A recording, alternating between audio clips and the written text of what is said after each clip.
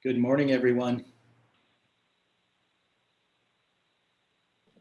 Good morning. Julie, congratulations.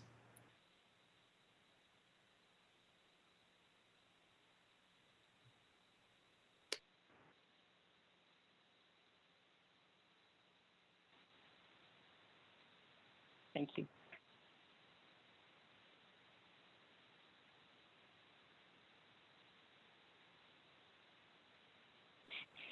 And thank you for all you've done.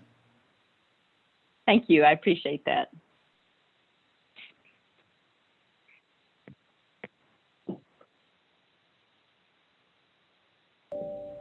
Are we live yet?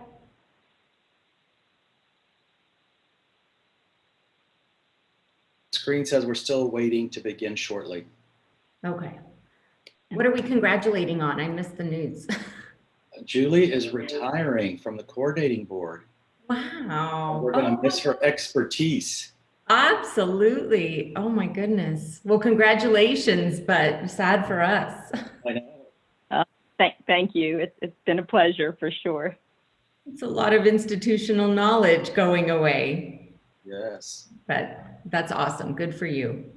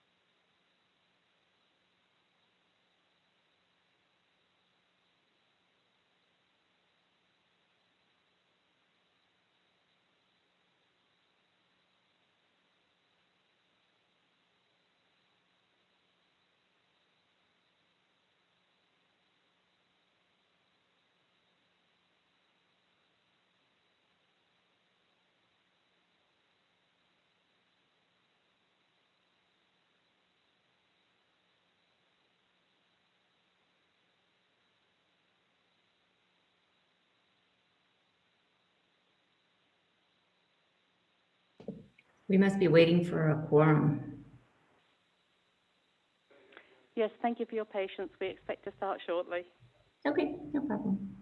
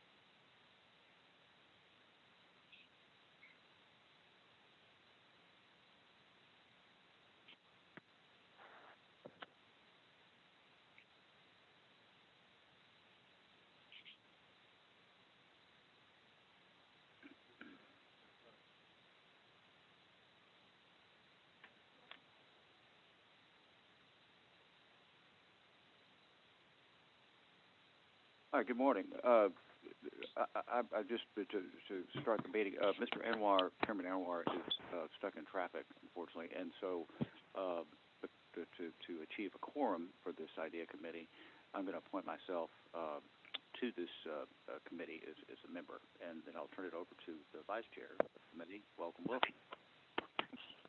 Thank you, Mr. Chairman. Good morning. My name is Welcome Wilson, Jr. I'm Vice Chair of the Committee on Innovation, Data, and Educational Analytics. It is 9:13 a.m. I'd like to call the April 21st, 2021 Committee on Innovation, Data, and Educational Analytics meeting to order. This meeting is being held via live broadcast. Before we begin, I would like to take this opportunity to welcome those joining us via video conference and ask that they observe the following etiquette. Please state your name before you speak. Mute your phone when not speaking, and keep background noise to a minimum, please. Members will begin with a roll call to ensure that we have a quorum. When I call your name, please respond to confirm that you are on the call. The voting members, I'm going to start with those. Ricky Raven, Sam Torn, Donna Williams, Welcome Wilson Jr. here, Stuart Stedman, Levi McClenny, Fred Farias, Cody Campbell, Emma Swartz. Here. Please record in the minutes that we have a quorum. Agenda item 2 is consideration and approval of the minutes from the January 20th, 2021 committee meeting. Do I have a motion for the approval of the minutes, please? So moved. Mr. Torn, thank you. Do I have a second? Second, Mr. Stedman. Any discussion? Members, those in favor say aye, please. Aye. Aye. Those opposed say no. Hearing none, the motion passes. Agenda item number 3 is public testimony on agenda items relating to the Committee on Innovation, Data, and Educational Analytics. Do we have anyone signed up to testify this morning? We do not. In that event, we will move on to agenda item number 4 is consideration and approval of the consent calendar. The consent calendar includes items that can be approved without comment or discussion. This allows us to save time for other items that need more of our attention. The consent items are highlighted items in gray on the agenda. Of course, any board member can request that an agenda item be added to or removed from the consent calendar. The following items on the consent are on the consent calendar for consideration. Agenda item 5E, review of facilities projects submitted to the coordinating board pursuant to Texas Education Code section 61.0572 and section 61.058. Agenda item 5F, consideration and approval of energy savings performance contract with Tarleton State University. Does anyone want to add or remove any items from this consent calendar? If not, do I have a motion to approve the consent calendar, please? So moved. Mr. Torn, thank you. Do I have a second? Second, Mr. Stedman. Any further discussion? Those in favor say aye. Aye. Aye. Those opposed say no. Hearing none, the motion passes. Agenda item 5C is consideration of approving the recommendation to solicit and enter into contracts for the statewide Longitudinal Data System 2020 through 2022 Educational Research Center Data and Dissemination Project. Dr. Julie Eklund, Assistant Commissioner for Strategic Planning, will present this item and be available to answer any questions. Yes, thank you. And I think we don't have the correct slide available for this item. This item related to the energy saving contract. We are anticipating an award of up to $375,000 for a TEA subgrant for an Education Research Center Data and Disseminated Assistance grant. The money will be used to help further development of data resources available to researchers at the Education Research Centers, or ERCs, located at UT Austin, UT Dallas, and the University of Houston. The expected grant result is an online portal for users at all ERCs that includes resources. Dr. Eklund, excuse me one moment, ma'am. I believe you're actually reporting on agenda item 5C, and we're on agenda item 5A. Yes, I believe that's what Mr. Wilson introduced. Am I incorrect? Oh, sorry, did I skip over one? I would be happy to finish this, and we could move to the other item. Is that acceptable? Yeah, that's fine, thank you. Okay, this is actually quite short. So the expected grant results in an online portal for users at all the ERCs. It has resources such as a searchable data dictionary, researcher discussion board, and searchable ERC research repository. These tools should help ease the learning curve for new researchers and improve efficiency for experienced researchers using ERC data. Planning work has been going on with the Coordinating Board, TEA, and the Federal Statewide Longitudinal Data Systems Grant Team since spring 2020 to prepare for development of the specified resources based on stakeholder engagement and input activities. As allowed in the anticipated grant agreement, the Coordinating Board proposes using the grant funds to solicit and engage in contracts for services to develop the ERC resource enhancements I just outlined. The Coordinating Board staff recommends approval for soliciting and entering into these agreements to secure the resources necessary to begin developing and implementing this project.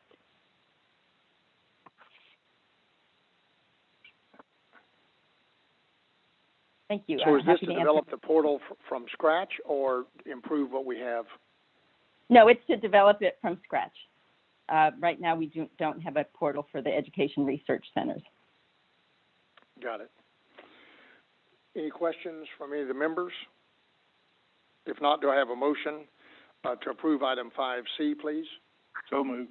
Mr. Torn, thank you. Do I have a second? Mr. Stedman, all those in favor indicate by saying aye. Aye. Aye. Any opposed, say no. Hearing none, motion passes. I apologize. Evidently we're very efficient here. We print on both sides of the paper. So we're now going to move in alphabetical order back to item 5A. 60 by 30 text data insight, progress toward state's completion goal, and overview of report of non-transferable credit. Dr. Julie Eklund, Assistant Commissioner for Strategic Planning, will provide a presentation on the progress toward the state's completion goal and will be available to answer any questions. Dr. Melissa Humphri, Director of P through 16 Data Analytics and Research, Strategic Planning Division, will provide a presentation on the report on non-transferable credit and will be available for questions as well. This item is for information only. Dr. Eklund. Thank you very much, Mr. Wilson. I'm happy to be here with all of you today, and sharing data with this committee has always been a highlight of my work. This morning, we have a two-part presentation. Next slide, please.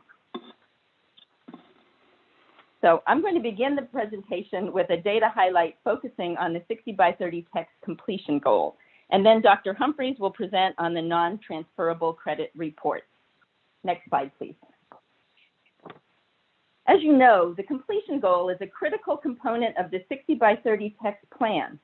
But first, just a reminder of how important completions are for the overarching 60 by 30 goal of increasing educational attainment in Texas to 60% of young adults with a post-secondary credential by 2030. Progress towards that goal, our attainment goal, is shown here through 2019. As you can see, we're at 45.3% of the population that has a degree or certificate. New data will be released this coming fall for the year 2020. If growth is similar to the most recent year, Texas will be about a percentage point shy of the 2020 benchmark of 48%. However, as you'll see in a moment, we'll need to pick up the pace on the completion goal to make the kind of progress we need in educational attainment over the next decade. Next slide, please. Just as a reminder, it is clearly documented that, on average, earning a credential or degree continues to matter when it comes to lifetime earnings potential. Next slide, please. And as shown here, post-secondary education also matters during downturns in the economy. We saw unemployment rates climb much higher for those without college education during the Great Recession, and we are seeing it again this year during the pandemic. Next slide, please. So now I'd like to turn your attention to the completion goal. The largest portion of our educational attainment or 60 by 30 text goal is driven by Texas completions. Most Texans stay in the state for school and then for employment. Our completion goal is to reach 550,000 completions, certificate through master's, for all age completers in the year 2020. Our projected benchmark was to be at 375,000 completions by 2020, and we fell short by over 25,000 credentials. This completion data concerns me most in terms of the data I will share today. As you can see on the slide, the completions numbers flattened from 2019 to 2020, with growth of only about 0.2%. This stagnation may just be a pandemic issue, but as you can see, the growth started slowing before this year. That may be tied to the booming economy prior to the pandemic, but it's a concern. As we saw on the previous slide, one clear way to help protect individuals during downturns is to grow the post-secondary completions. And we need to stay focused on the economic health and growth in the state. Having enough post-secondary trained individuals to fill the many types of 21st century jobs that require those types of credentials and training will be essential for the state. Next slide, please. So here we see a completion data comparison from 2019 to 2020 for several of our demographic groups. You can see completions for Hispanic and Asian graduates increase the most. And these are the populations that are growing the fastest in Texas based on projection data from the Texas Demographic Center. But completion for these groups are not accelerating at the level needed, and we must pay attention to the demographic groups with flat progress or declines. This is particularly true for male graduates. We saw decreases in completions for this group from 2019 to 2020 for every major demographic population, with the largest drops for African American and white males. Overall, male completions were down 2.5% in just the past year. Next slide, please. The last 4 slides I'm going to share show spring enrollment data and graduation rates. Enrollment data is an important component of the completion pipeline. If we don't continue to enroll more students, we'll struggle to reach our 60 by 30 text goals. This slide shows a comparison of spring 2020 and spring 2021 enrollment data. Enrollments for spring 2020 were reported before the pandemic hit. So we continued to see enrollment drops at 2-year colleges this past spring. What is somewhat encouraging is that the drop from spring 2020 to spring 2021 was actually about 7%, and that's a smaller decline than the drop we saw from fall 19 to fall 20. If you recall, we saw about a 9% drop this past fall in terms of our 2-year college enrollment. Next slide, please. Oh, I'm sorry. And can you go back one, please, Mary? Thank you. So the previous slide again showed overall, and this slide shows the comparison for our enrollment this past spring from last spring for our major demographic populations.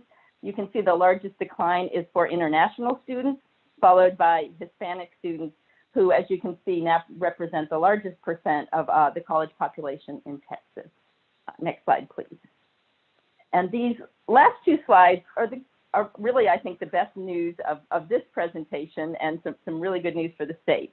So although increasing enrollment is critical for reaching our completion goal, so is improving the outcomes for those students who do enroll. And many students are lost in the pipeline after enrollment.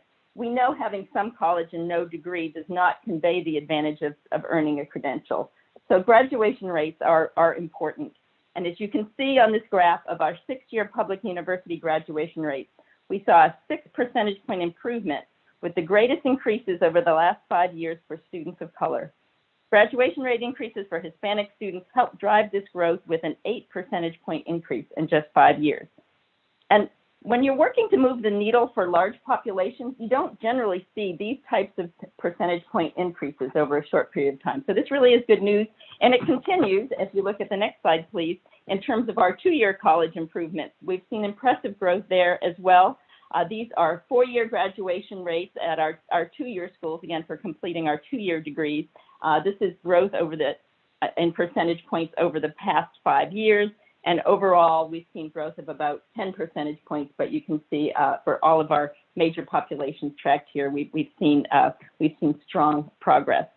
For this work, in particular, in terms of these completion efforts, I want to acknowledge the efforts of Texas's 2- and 4-year institutions. Without these increases, we'd probably be looking at a downward trend in completions rather than the flattening trend that I mentioned earlier. Clearly, efforts are being made to help students who do enroll. I did want to add today, we don't yet have the updated high school to college enrollment data. That's something we will share with you this summer. We will get that data from the Texas Education Agency this spring. So we will be able to share what our direct from high school to college rates look like from last year to this year. And finally, I want to just take a moment to thank the strategic planning staff who provided data for this presentation. They are a very talented and dedicated group of professionals. I feel really fortunate to work with them, and they are the ones who make these types of presentations possible. Next slide, please. And I'm happy to answer any questions. Yeah, I think that improvement is so great. And you mentioned the effort of the schools themselves. Do you know in particular if there are new initiatives that have been implemented that have contributed to that? I think there are a lot of initiatives that have made a difference, and I would leave it to others on the staff to share some of the many types of things that are going on around the state. But there's certainly a great deal of effort happening, and it's going to be in moving forward even more activities that are planned to try to make a difference for those students. Certainly the pipeline work happening around efficient completion, helping students with advising those types of things is making a difference. We're able to see that. Yeah. So is the decrease in completion, the decrease in enrollment, what are you attributing that to? So it's slowing growth. It's not decreases in most cases. So for the completions, we are seeing decreases, as I mentioned, for some populations. But I think some of it we can look to the pandemic, but I don't think we can just point to the pandemic for all of that. And I will turn to the commissioner if he would like to comment on that. I think there are a lot of things that might be making a difference. So certainly what we've heard from institutions is that the pandemic had a significant impact on enrollment.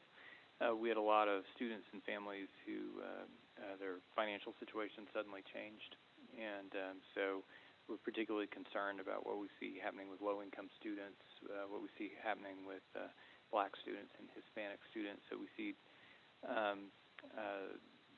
much better enrollments for our universities than for our community colleges.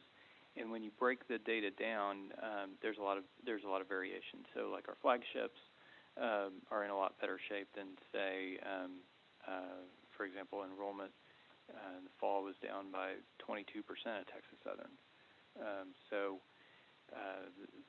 there are certainly some things in the data we can see that are encouraging about continued commitment to student success, and I think the impact of all of our community colleges now, I think, are participating in guided pathways work to make the pathways to completion clearer for students. A number of our universities have been recognized for their commitment and their improvements around reducing time to degree and student success, especially through advising and strategic use of data. But again, especially for low-income students, historically underrepresented students, in the institutions that serve higher percentages of those students, I think there's a lot of cause for concern. And another question would be, well, to follow up on that, there's cause for concern. Some of it's pandemic related because people need to earn money that's just to support their family to live. But to follow up on that, with a cause for concern, like you take that 22% drop at Texas Southern, okay, are we specifically identifying steps under our control to help alleviate that? So on a couple of fronts, because I would argue that we, both for the traditional age populations, we need to do a better job of identifying, engaging students, streamlining their transitions into higher education. But of course, as we talked about a lot before, we have a lot of adults who need to get back in, and they need to reskill and upskill to be able to get back on their feet. With the adult,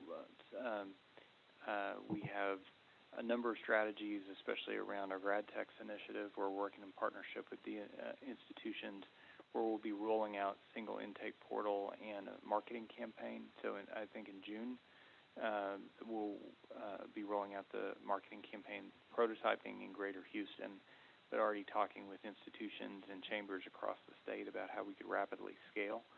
That's one of our funding requests with the legislature and with the governor's office for funding to scale our Grad Techs efforts. And also with our tri-agency partners, so we're taking the point on college and career advising. We've proposed extending the kind of thing that we're working on in Grad Techs down into high schools and even middle schools to make more visible to students here the kind of opportunities that are available, and again to engage students and help streamline their transitions. I think we've made good incremental progress as a state despite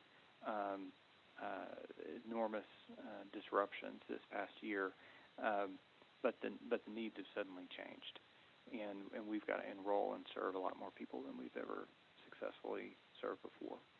And one final question: if obviously the purpose of 60% having a advanced credential is so that they can have a better life. Ultimately, they can earn more money, have a more fulfilling life, do what they need to do, support their family. As the committee of the board is going around engaging with industry and, education partners, are we determining that the types of certificates that we're offering are those that are needed to, it's one thing to have a certificate, it's another thing to get a job. Yeah. So I'd just be interested in what we're learning and what we're doing. So we have been working on this in partnership with the Workforce Commission, and then especially through some external partnerships. Like we've got a partnership with the Workforce of the Future initiative at the Brookings Institution. And what we've been doing there is taking our data on what do we know about Texans who've lost their jobs, what do we know about current job postings and the kinds of skills that are associated with it, and also what do we know about the kinds of jobs that folks tend to move into, the absorption rate, if you will, for different kinds of occupations. And that helps us figure out where the pinch points are. In a lot of cases, we've got programs and certificates available, but we just don't have the scale that we need. So an example is the other day I was talking to a vice president from Lockheed, and so one of the things he told me that was pretty startling was Lockheed could hire every engineering graduate from Texas A&M and still not have enough engineers just to fill that company's needs. Every math graduate from across the state could become a math teacher, and we would not have enough math teachers for our high schools to meet our needs every year. Software developers, so new graduates who are trained as software developers can make pretty good salaries, more than six figures, just right out of school, and we still don't have enough software developers. So one of the challenges that we're going to need to tackle in partnership with the institutions is making sure that we've got the right programs, and then that we've got enough capacity in those programs to be able to meet the workforce needs. We're pretty good in Texas about importing talent, but that's not a sustainable strategy over time. And as some of our data illustrates, we've got to do a much better job of growing our own talent and supporting our own students to get through to completion, and to, particularly to your point, Mr. Torn, to get through to completion around these kind of credentials that are really going to be valuable and important for them. But you're right. The directly connecting to available jobs is the target, and like Commissioner said, the problem is that we're importing that talent, and so we need to do a better job of connecting the dots for the students and the programs and the jobs to grow our own talent within the state as well. Chairman, question or comment.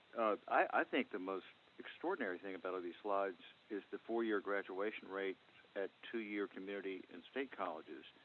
That really surprised me. So, Commissioner, part of that, you mentioned guided pathways, which is just intense advising. So not but then also, if you could speak to success points and their role, because it seems like the success points, I forgot when it started, but maybe when this graph started. So success points tie a portion, about 10% overall, of the appropriation for formula funding for community colleges is tied to certain outcome measures. The success points tied to particular measures ends up being relatively small amount of their funding, and so that's one of the ongoing conversations, is how much goes into success points and how heavily they should be weighted. Certainly aligning the funding with the goals and moving more in that direction helpful on a couple of fronts for the institution, so that they're rewarded in some sense for advancing the goals, doing what's right for students and what's good for the state. The guided pathways work, so includes advising, but also just laying out, here's what the path is to a completion. Here are the courses you need to take this first semester, second semester, third.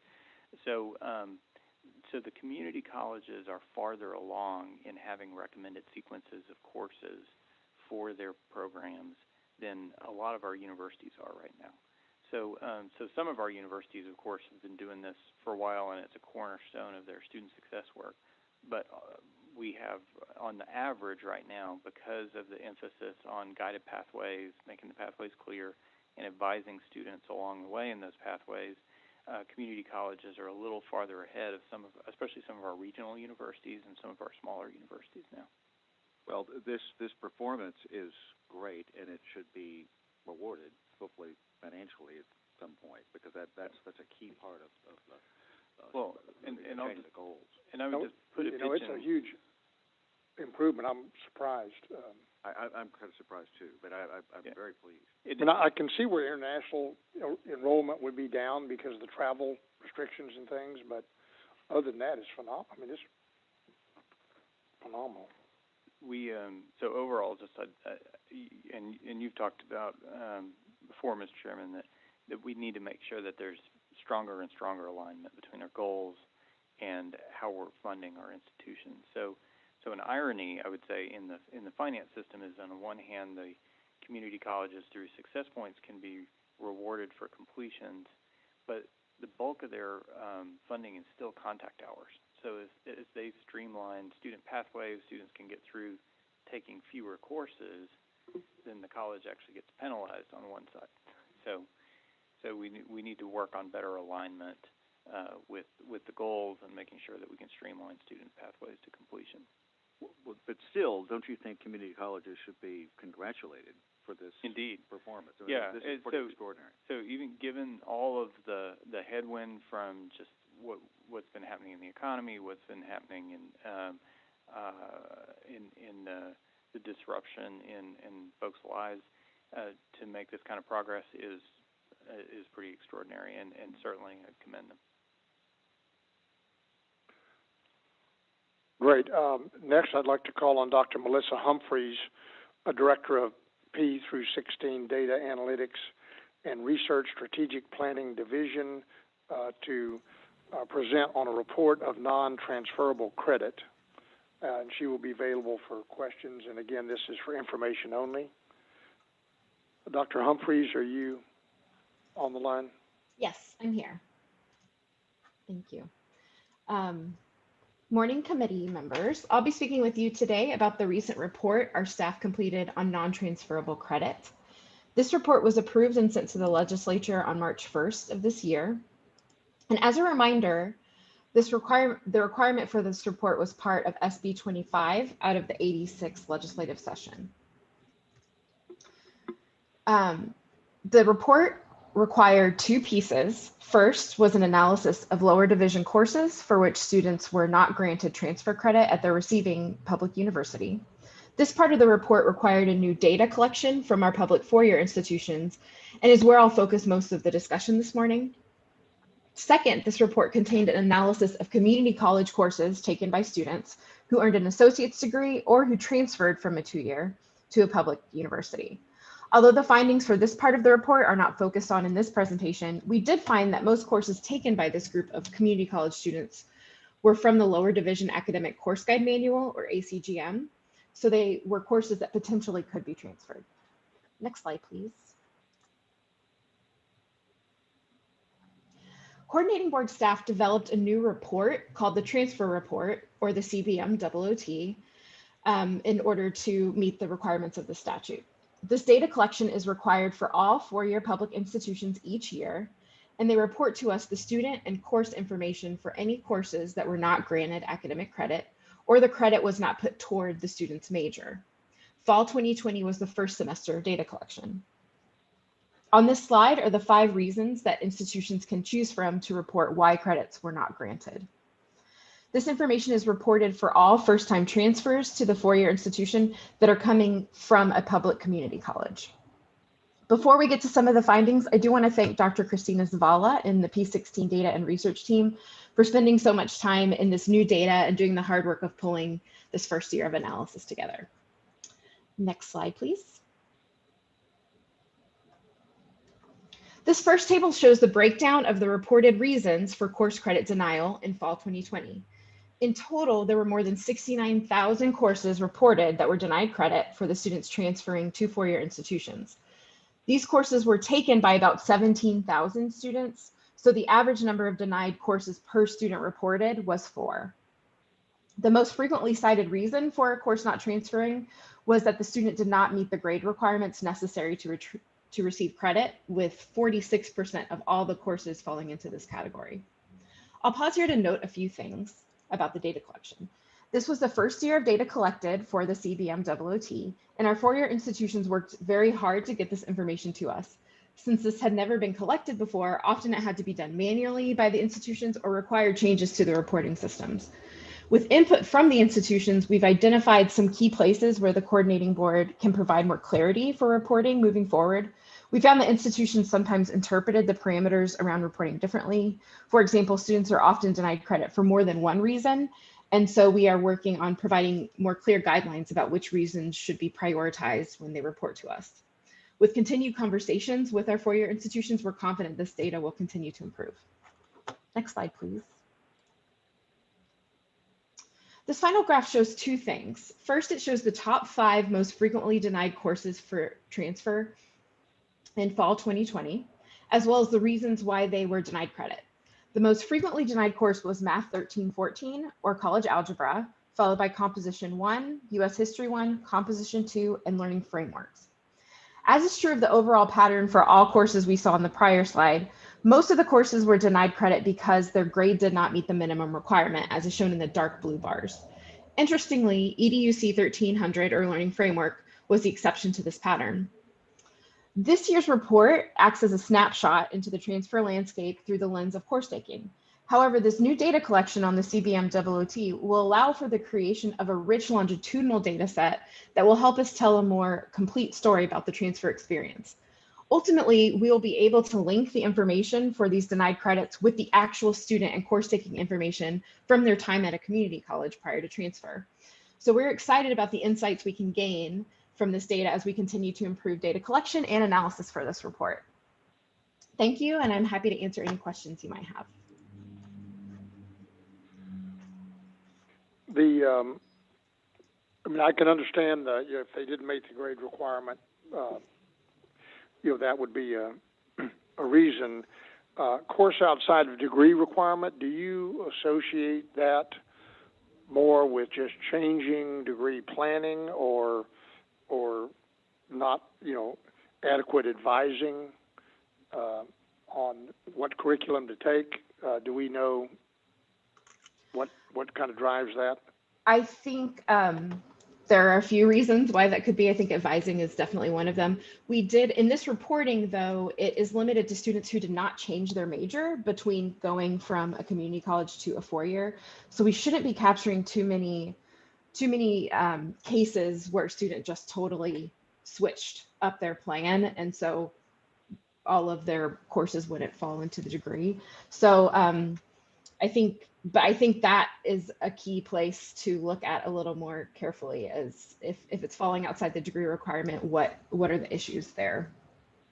Well, hopefully that can improve with common course numbering and all other sorts of plans afoot too for transferability. And then the repeat course, is that traditionally to replace that course with a better grade from a GPA or a graduation credentials, or what do you associate that with? That's often the case, is that it's repeated in an attempt to get a better grade, and the receiving institution would only give credit for that course one time, even though it's been taken multiple times. You would think if you were taking the same course, at some point you'd realize you had been there before, but I'm glad to see that it's to improve the grade. Just a couple of quick comments. First on college algebra in particular. So it's the most frequently taken course, math course that's transferred. It's also frequently offered as a dual credit course, but particularly for students who are in STEM programs, college algebra wouldn't generally be a course that would count towards your degree program. So if you're going to be a biology major or a chemistry major or something, you'd start with calculus. You take 2 semesters of calculus, differential equations, and linear algebra. You wouldn't take a college algebra course, but it's not unusual that students would have taken that, particularly as a dual credit course, or if they're thinking about transfer, and it would not apply to the degree program. There are a lot of students also who take college algebra as a terminal course, and there's a national discussion right now about what the math sequence ought to look like, because college algebra doesn't focus on the kind of skills that have a lot of broad application versus, say, like statistics, or a very good general math course might be more appropriate for a lot of these students. So there's also that ongoing conversation about how the math pathways ought to be structured so they're more relevant for students. So both better advising and also more options that are available that might better resonate with students. And then to Melissa's last point on graduate schools and better grades, I think is a driver. So if you have particularly students who are interested in applying to graduate programs, especially if they want to go to med school, it's not unusual to see them retake several courses so that they'll get better grades. Yeah, and that's a rational explanation as to. It improves your knowledge, because you've done it more than once. So that to me is acceptable reason to do it. My main concern is just like you were saying with algebra. It would be easy to say, well, I'm going to take algebra as a dual credit, and then find out it didn't go anywhere. So is the coordination of that, or the review of the sequence of math courses, is that a university by university? There's a national. I mean, who's coordinating all that? Yeah, so there's a national project right now with some of the nation's leading mathematicians and the Mathematical Association of America. I think it's a project that is that's reviewing and making recommendations around the undergraduate math curriculum. So there are active discussions on how the math curriculum ought to be structured. But we do need to try to encourage our institutions to shift away from sort of a forced march to college algebra, because honestly you end up with about 1/6 of the majors where college algebra would be relevant versus about a third. Statistics would be more the course that you would need, and then about half of them would need a general math course would be fine. So even in the dual credit context, if we could, instead of just thinking in terms of college algebra being the next step, have more offerings that were a little more closely related to the needs for students' pathways, would be helpful on multiple fronts. The students are going to do better. You'll see better grades in some of these courses, and the courses would more resonate with what students are going to need to be successful. Got it. Any other questions for Dr. Humphries or? Chairman Wilson? Yes, sir. This is Fred. So I had a question for the commissioner. I think it would be a good suggestion for those mathematics committees to have students on their committee that have recently gone through these math programs or are currently considering them, and to get a student perspective in that as a recommendation, if they already don't. Thanks, Dr. Fries. We could look into perhaps having, if the board was interested, having a presentation on some of this work. I think there's a lot of exciting work happening right now around math course sequences in general, and more particularly as they relate to that transition from high school to college. I think that's a good idea because of the fact that you mentioned the statistics courses, and you always hear about the requirements of these math courses, sometimes being rigorous for some students, but I think it's important that the students get the concepts that are applicable to their future jobs. I strongly agree with you. And I don't know if that's something that we should, host for our Texas University math program, in high schools, to get everybody in the same room and work through that, or? There already math faculty across the state are connected to some of these conversations. I think they were slowed down by COVID. Harder for folks to get together, but and then we have a number of community colleges. So Austin Community College has been a strong partner in some of these conversations, especially as they pertain to reforms in developmental or remedial education. Austin has been right at the table in those conversations. So we can certainly look into it and then get back to the board. Great. Any other questions?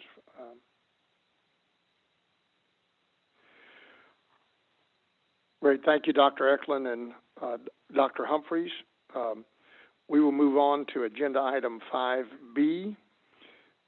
Is an update on Data Modernization Initiative. Ms. Lori Fay, Deputy Commissioner for Data Analytics and Innovation, will provide a presentation and be available to answer any questions. This item is for information only. Good morning. Thank you, Chairman Wilson. And it's a delight to see you. And honestly, I have to say the conversation the committee has just had is exactly what we are excited to provide more of as we move further into our data modernization effort. So we'll step back from the data itself, and I'll provide you an update on a major initiative in the agency to modernize our education and workforce data infrastructure. Again, my name is Lori Fay, and I have the privilege of serving as Deputy Commissioner for Data Analytics and Innovation, and you've just seen the work of a couple of my colleagues that we are very delighted to be able to share with you and with other stakeholders. Next slide. This slide may look familiar because it's one that we frequently use in talking with you all about the nature of this effort. One of the things that remains top of mind is the purpose of doing this work. So while data and technology are amazing tools, they are actually enablers, and we'll talk some more about that tomorrow in our major policy discussion.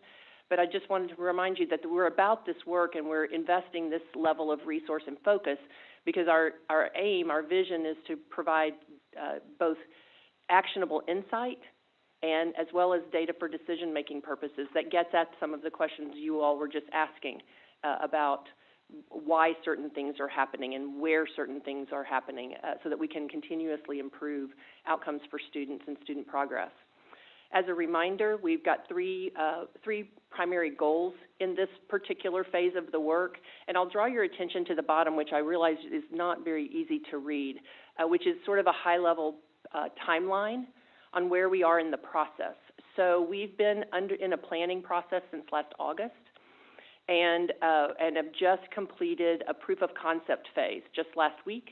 And we're excited to get to that point because now we are actually moving forward into implementation. So while we've spent the last 6 months in detailed planning, we've actually spent the last 2 months in a hands-on proof of concept phase that had two primary purposes. One, the tools that we'll be using to power this new infrastructure are actually cloud-based tools that our internal team had very limited experience with. So we had a number of learning objectives that we undertook in the proof of concept to give our internal team hands-on experience with very relevant use cases, as we call them, so that they could begin to develop the expertise and the knowledge of how to work with these tools in a way that will facilitate implementation. The second primary purpose of the proof of concept was to inform some remaining technology decisions around the sorts of things that we would actually be utilizing, the types of tools we'll actually be utilizing as we move into implementation. But we're very delighted right now to be on the cusp of starting implementation. So next slide, Mary. As a reminder, we have 3 primary work streams in this work at this point, that we've spent a significant amount of our time and attention on the technology infrastructure as the backbone, honestly, of the way the way the data pipeline will function moving forward. I'll just draw your attention to where we're headed next. We're actually in the process. You may remember in January the board approved authority to move in to procure staff augmentation services to allow us to ramp up and add additional capacity in our internal technology team to actually move into implementation, and we are in that process right now. And we are putting the final details in place on our implementation planning, which is a very exciting place to be. Now, the technical backbone is essential, but it's not the only part of this effort that is important. This is really a 3-pronged effort that has people, process, and technology as the 3 legs of the stool. So 2 of the initial streams of work that we have focused on are around data governance. So those are the types of decisions and decision-making structures and processes that govern who has access to what data at what point and in what way and for what purpose.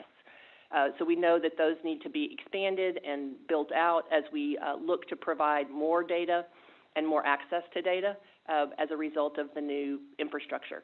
The third one is around communications, and so I know if you've had the experience I've had of going to our websites, they can be very frustrating to navigate, and so we've been investing significant time and effort and with the support of Minerva Consulting to actually provide a significant upgrade to the user experience with our websites with an aim toward creating a longer-term implementation map that allows us to continue to evolve what the agency provides via the web, particularly around our data resources, in order to be sure that they're actually meeting user needs and providing the kind of insight and utility that we know they can provide.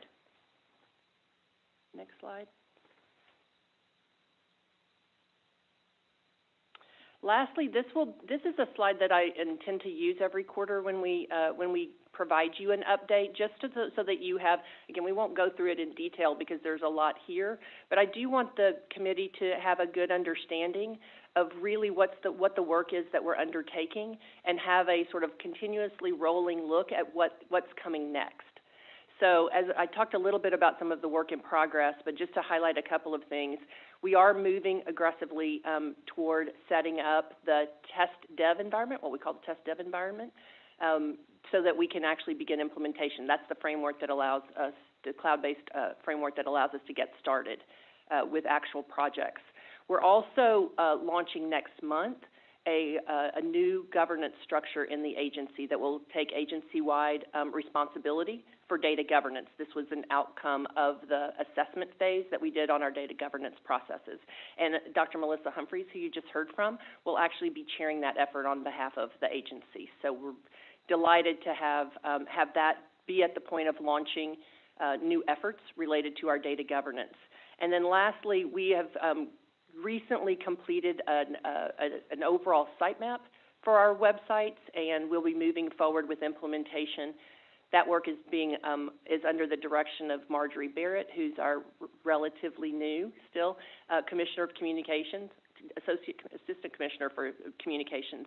And that work is moving along, and we're very excited about the opportunity later this summer to debut those new websites in conjunction with some other agency initiatives. We've given you a flavor for the planned work through August.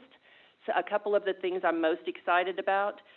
One, the public portal, which will be the public-facing entry point into the agency's data, is slated for development this summer. So when we set out on this journey, we intentionally prioritized user-facing functionality and options over other back end. So we're actually doing two things in parallel. We're working on the back end while also designing the first public offering that we'll be providing from that back end. So we're very excited to engage in deeper design conversations with our stakeholders. We have a lot of insight based on the stakeholder engagement we did earlier in the fall as a part of this process.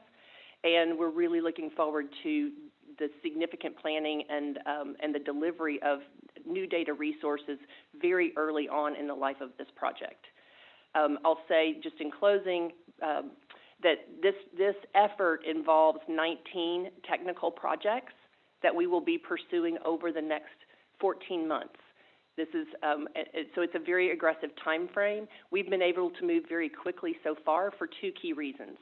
One, the governor and legislative leadership allocated, as you may remember, a significant tranche of the GEAR funds toward some of these agency initiatives. So the agency received $175 million. $150 million of those went directly to student aid, but $15 million of those dollars are actually earmarked for data infrastructure and related projects.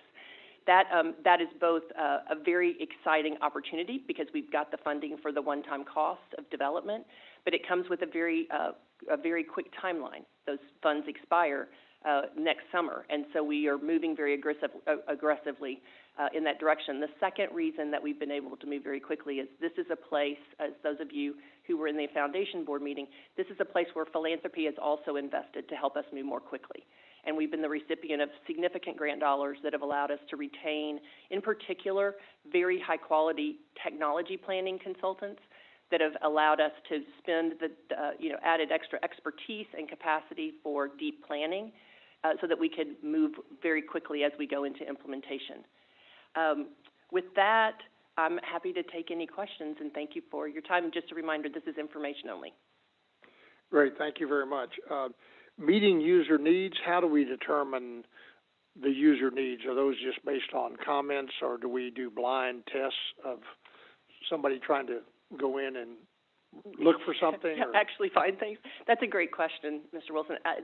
So as a part of the initial planning work, we undertook a comprehensive stakeholder engagement process. I think we talked to about 55 or 60 stakeholders of various types. So institution leaders in different roles, other stakeholders, internal staff, other nonprofit organizations that we work with who utilize our data, our ERC directors across the state, to really get a sense for what was working and what was not working, and in particular, what pain points did they have. And that helped inform the way that we've laid out the technology roadmap. As we go forward, we will actually be utilizing what you'll hear the commissioner frequently refer to as the principles of user-centered design, which is exactly what you're suggesting, actually putting things in front of users and giving them an opportunity to give us feedback. So you'll see us do things like prototype and with a small group, get feedback, improve, change, And that I think is going to be both an interesting learning experience, right, that will improve our products over time, but also an important process to embed in the development of all of the products and services that the agency provides going forward. So is our plan, like with the public launch this summer, that consultants will still be on board and kind of, tweaking issues that unforeseen things that come up and improving it over time? Is that the idea? Yes, we on two fronts, I would say. So one, we've got an ongoing need to be sure that all the technical decisions actually stack up in the right direction to help us stay on track for the vision. So there's that set of expertise that we'll continue to contract for. In addition, we've got we have developed a plan around stakeholder engagement and change management to help be sure that we're that we have a methodical process for reaching users, and that we're coming back and creating a virtuous cycle of development improvement over time, and that we're actually baking that into the way we think about product management, which is actually a fundamental component of product management. Got it. Does that answer your question? Any other questions for Ms. Fay? Yeah, so all that user interaction and that iterative process, I mean, that's probably the hardest part. But what about the technology itself? Are you confident? I mean, I've gone through, it's been a while, but sort of rollouts of things that really solve, they're supposed to solve all these problems, but actually they don't. They're kind of startup or whatever. So in other words, the technology is solid and it's been around for a while? That's a great question, Mr. Stedman. One of the interesting things about this cloud-based data pipeline is that it's new in the education sector, but it's very common pattern in many other industry segments. And so as we developed this, one of the things that we did in the planning process was actually reach out to platform providers, the major cloud platform providers, and talk to them about the pattern that we had developed, and it's very common. So that's in other sectors, very uncommon in education, and particularly at this scale. So Texas is once again will be at the forefront of actually moving a fundamental data pipeline into a cloud-based architecture that makes it significantly more flexible, more secure, and more nimble over time. But I guess, part of the trick is trying to get different sets of data to communicate, but that's more input and judgment. But the technology is common, and you're not worried about that, right? Well, let me be honest. There are a number of things to worry about in this project, in this effort. There's no shortage of things that keep me up at night. With 19 moving parts and a surge of 21 new bodies into our technology team, there are a number of things that we have to keep our eye on. What I am confident about is that the pattern of technology is well understood. It may not be well understood internally for us yet, but it's well understood in the marketplace. And because of your approval, we've also contracted with consulting services experts who understand this technology and are well suited to give us advice on how to put this together in a way that actually serves our needs. You mentioned sort of bringing data together. One of the things that we're most excited about is the opportunity. One of the components that we're using is a data lake, which gives you the ability to bring together structured data and unstructured data in new and different ways. And that opens up a whole world of possibilities that we don't have available to us today. So as an example, one of the things that you were just talking about with the transfer report data, as an example, is the ability to actually put those data along with other data that we may not collect at the agency, but information we have access to through other partnerships, in ways that give us new and different insights about really what are the pathways that students are taking and what outcomes are they achieving. And that's just that's a set of activities that today would take us many, many person hours to accomplish, and we'll be able to apply things like machine learning obviously in a structured way and secure way, governed with strong governance, but to apply some of those techniques that are widely used in other sectors against our data to reveal increasingly interesting and insightful perspectives on where there are things that are happening that may be off track and where there are shining examples of things going really well that we can learn from. Commissioner, did you have anything you would like to add on that front? Just the other thing that I want to emphasize, so user-centered design is again, sort of our North Star. There are plenty of projects and websites out there where you can get beautiful charts and you can see all kinds of data, and but if it doesn't help people do their jobs better, if it doesn't help people make decisions, if it's not presented in a way that's timely, then it's not really going to be effective. And so we don't just want to make pretty charts, right? We want to make sure that we're providing, what I'd call actionable intelligence, to the right information to the right person at the right time. The other element that Lori alluded to that I just wanted to underline is that something that I think could present a unique opportunity for Texas and has been important to how we envision the system, how we envision the infrastructure and its implementation, is not just standing up new data infrastructure with the ability to automate these different reports and charts and that kind of thing, but also to do it in close partnership with this broad network of stakeholders. And what we envision is the coordinating board to play a hub function, but to have strong partnerships with our university systems, with our chambers, with other state agencies who are also bringing data to and taking insights out of these conversations. So more of what in intelligence folks talk about as a fusion center, where you're fusing different perspectives and different information from multiple agencies and multiple sources, not just a service center. And that's also an important shift in our thinking. So having more flexible architecture, but also a different kind of organizational model to enable folks to participate with us in this project. And we're a strong believer in those networks of people enabled by the technology to be able to move faster and have impact at scale. Yeah, I mean, to echo the chairman's point, flexible is the key. I would be disappointed if we got so proprietary that it turns out we have this great mousetrap, but it doesn't speak to other systems and other, and we have key in data or whatever to. Yeah, and that's a key point, because there are plenty of vendors show up and they would like a big state contract, but they've got some proprietary technology, and we feel pretty strongly that we want to be vendor agnostic as much as possible, so that you can have multiple systems, because of course we've got a lot of institutions that use a lot of different technologies, and they all need to be able to participate in and benefit from this. Right, because our biggest asset is our data. Mm-hmm. I mean, we have more data than. So, Mr. Chairman.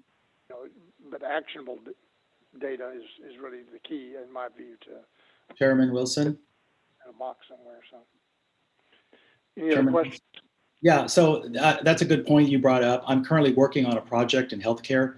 And as Ms. Fye had mentioned, I think the key step is the cloud-based versus the server-based is very key, because of the fact that, security issues are very big. But the issue that we have, like in healthcare, is one system talking to other systems. So there's certain, like Epic, which is a big electronic health records system, but it's got to communicate with different offices, different private practices, hospitals. So you're right, communication is the key. But Ms. Fye, with the companies that we're working with, the key step is some national firms have had issues with communication issues and having some lack of communication or breakdown in terms of the system. So it's very important. A lot of people are going to cloud-based now, and the fact is it's getting more modern and better, but it's not at every industry at its best peak performance. So it's important to watch out for backups, and especially because we're dealing with a lot of important data. So I just wanted to bring up that cloud-based is great, but it's not always the best system to use in every particular case. And Dr. Farias and Chairman Wilson, I also want to just comment on vendor risk management. Having so many vendors involved in this whole process it's it's great, but hopefully we're implementing a strong vendor risk management process along with this data modernization process. Yeah, that's the theme. I mean, when you start talking about, I think you said AI, I don't know, but anyway, and then data lake. I just heard that first from the commissioner, and I said I still don't know what that is. And then a new one today, Fusion Center. So what Ms. Schwartz has said, I think, is really, really important to focus on. I mean, how is this stuff working? And if you can just kind of keep the board informed, if there are any problems with your Fusion Center or data lake, but because the vendor management issue that she brought up is really kind of what I was asking, and so at least address that going forward. I'll be sure to do that. Thank you. The new lingo, Chairman May have answered this question, but I've heard two words here: flexible and nimble. And to me, the only constant is change. And so we're spending a lot of money, we're doing a lot of work to create a system that we know technology is going to change, needs are going to change. So how are we addressing the fact that we need to be nimble and be, have enough bandwidth to, as things evolve, that we're not 5 years from now having to repeat this entire process? That's a great question, Mr. Tornin. One of the things that's particularly constant about technology is that it's constantly changing, right? You can take your own smartphone experience very easily and translate that into the other components at different levels of the space.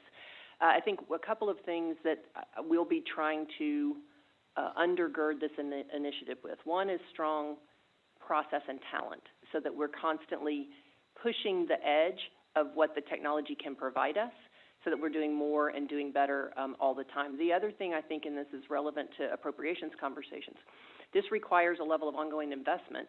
And the thing about cloud-based technology is that it is very cost-effective, and we'll be learning a lot about what the balance is between ongoing maintenance and then being able to actually support and fund some level of innovation. But I think this is also an area where our partnership with the Texas Higher Education Foundation is critically important, because part of what that partnership enables is for philanthropy to help us invest on the innovation side, and then for us to have a direct path to scaling that innovation in the agency. And that's certainly proven to be true so far in this data modernization effort, where the investments from philanthropy have allowed us to plan deeply with very high caliber expertise, and then to be able to map and plan forward about how we'll implement that approach on the public side using our public funds in a very cost-effective way. Commissioner, did you have anything you wanted to add on that front?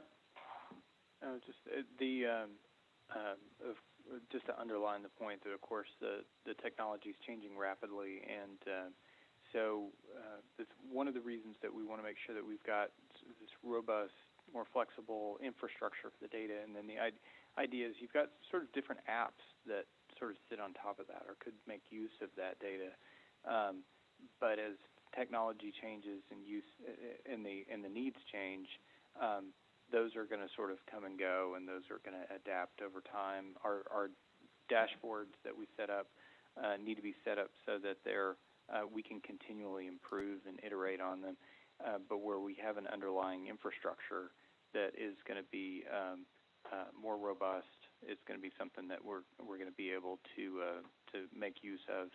We're not coming back to you in 5 years saying, well, let's start over with how we're going to manage our data. And you should mention what you mentioned yesterday at the foundation meeting about and make sure, we talked about it earlier with the Commissioner, that you don't call it a Zoom call, but you have a Microsoft Teams call with Bill Gates on Friday. So he's interested, and he's interested in what you're doing broadly. Yeah, well, to underline Lori's point, I mean, there aren't a lot of examples in education of folks making use of these technologies. A lot of examples in other sectors, right? But not a lot of examples in education. So we're drawing on insights from healthcare, from military intelligence, from other domains, and bringing those insights and that kind of technical infrastructure to bear on how we think about our educational and workforce pipelines. And so this will the work that we have underway, and not someday, but over these next several months, will firmly put Texas on the forefront of among the states who are leveraging their data in this way. It is interesting that higher ed is behind, is the trailing the technology from other industries, you'd think. Right? Well, I just think the significance of Bill Gates' interest is that, maybe, it is cutting edge for higher education, and that's one of his, passions and interests. So that's a big deal. And the Gates Foundation has been a strong partner and advocate. Although I will also applaud them in not advocating for particular pieces of technology. They've helped make connections, helped support our work, but have been very good partners with us in this project.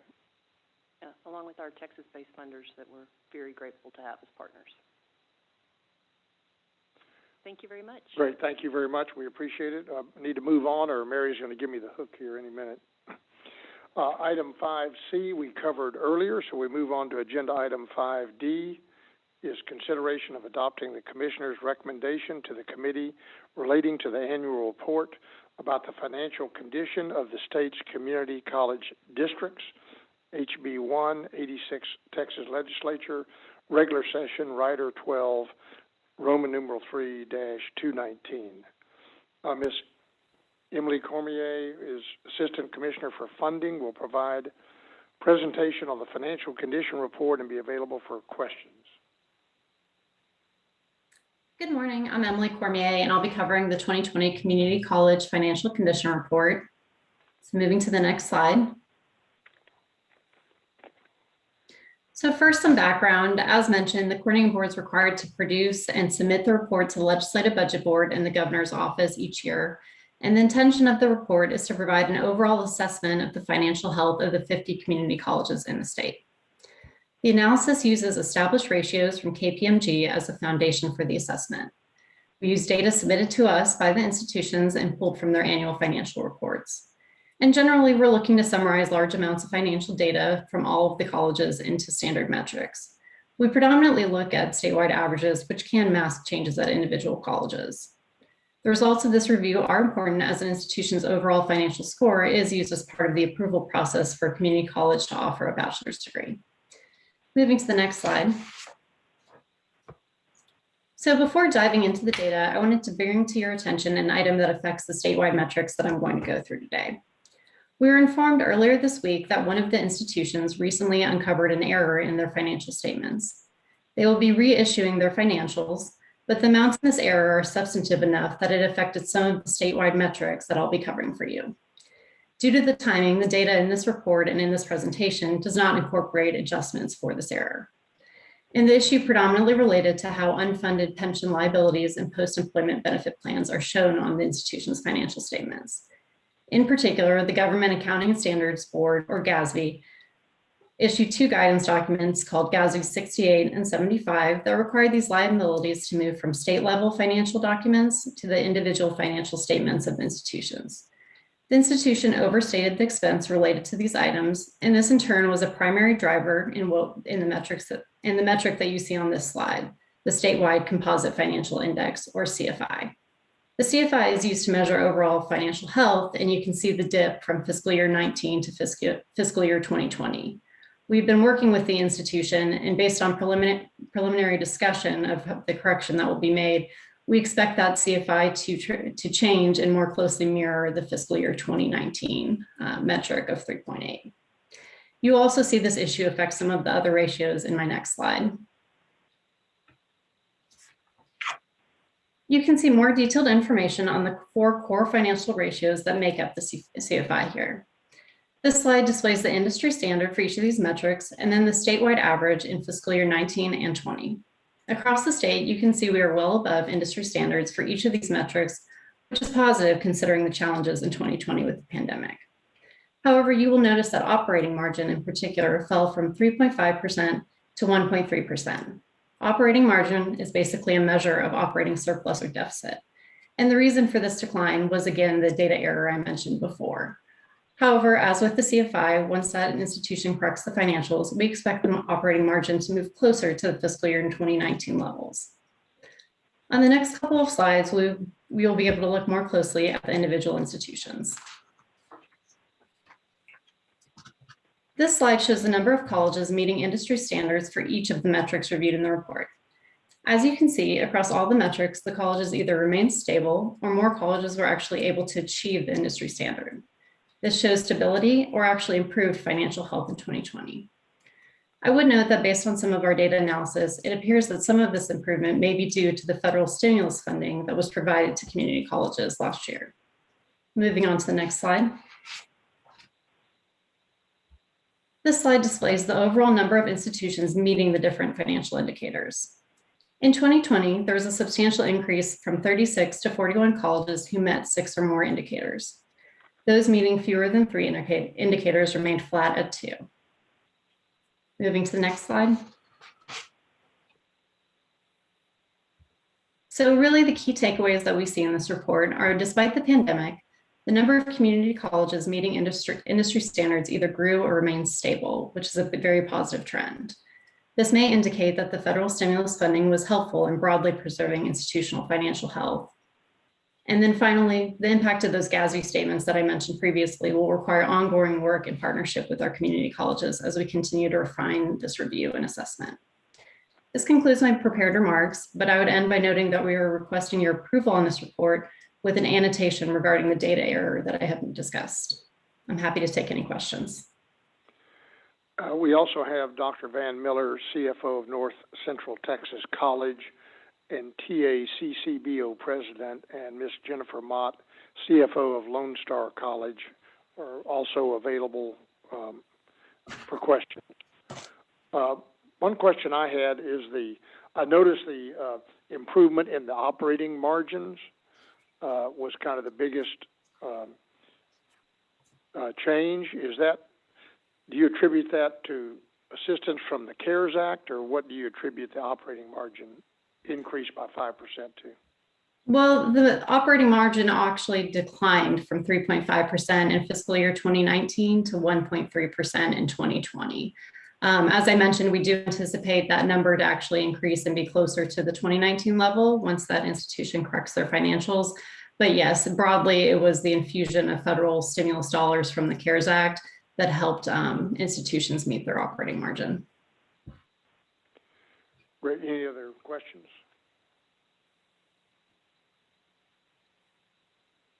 Thank you very much for the report and presentation. This is an action item. Do I have a motion for approval to adopt the annual report about the financial condition of the state's community college districts, which will include an annotation regarding the data error?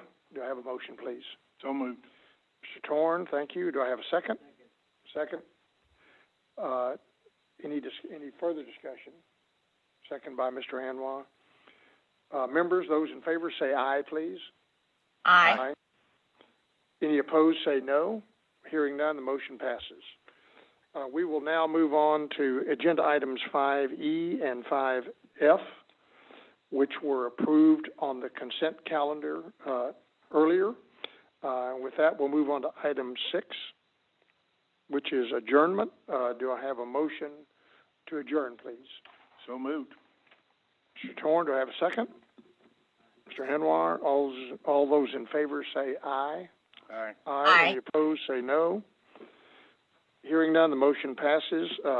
Thank you, everyone. We will now take a short break and allow staff to set up for the Committee on the Academic and Workforce Success meeting. Members joining us via video conference, please remain on the call. Thank you very much.